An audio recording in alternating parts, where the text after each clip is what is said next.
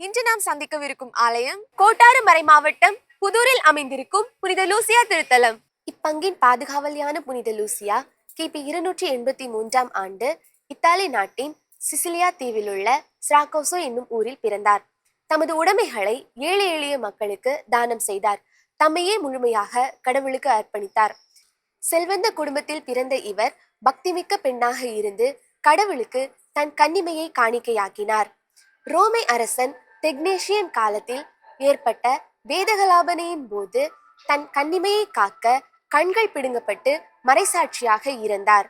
திரு அவையானது December 13 புனித லூசியாவை நினைவு கூர்ந்து இத்தாலி நாட்டின் சிசிலியா தீவில் உள்ள ஸ்ராகோசு நகரின் மறைசாட்சியாக கொண்டாடுகின்றது. புதூர் பங்கானது 1745 வருஷம் வரைக்கும் புனித கார்மல் அன்னைய பாதுகாவலியாகவும் குளிச்சல் பங்கோட கிளை பங்காகவும் செயல்பட்டு வந்துச்சு. 1794 ஆண்டுக்கு அப்புறம் கடல்ல ஒரு அழகிய மரப்பேழையில வந்த புனித லூசியாவின் சுரூபமானது கடியப்பட்டினத்துல கரை ஒதுங்கிச்சு.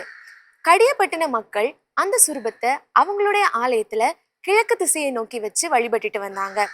அந்த சுரூபமானது பலமுறை கிழக்கு திசையை பார்த்து வச்சும் அது மேற்கு திசையை நோக்கி திரும்பி நின்றுக்கிட்டு இருந்துச்சு.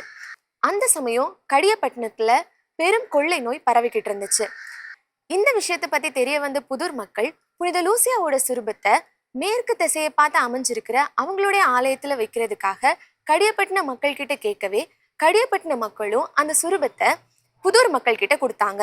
புதூர் மக்கள் புனித லூசியாவோட சுரூபத்தை மேளதாளத்தோட கடியப்பட்டினத்துல இருந்து புதூர் ஆலயத்திற்கு கொண்டு வந்து வழிபட ஆரம்பிச்சாங்க. அன்னையில இருந்து கடியப்பட்டினத்துல நிலவிட்டு இருந்த கொள்ளை நோயும் தீர ஆரம்பிச்சது அப்படின்னு வரலாற்று குறிப்புகள் குறிப்பிடுது. புதூர் மக்கள் புனித லூசியா அன்னையின் சுரூபம் கிடைச்ச நாள்ல இருந்து ஆன்மீக வாழ்வில் வேரூன்றி புனித லூசியா அன்னையவே அவங்களோட பங்கின் பாதுகாவலியாக ஏற்று இன்னைக்கு வர நம்பிக்கையுடன் வழிபட்டுட்டு வராங்க. கடற்கரை ஓரமாக கிடைச்ச புனித லூசியாவின் சுரூபமானது இவங்களுக்கு ஒரு பெரிய பொக்கிஷம் அப்படின்னு புதூர் மக்கள் நினைக்கிறாங்க.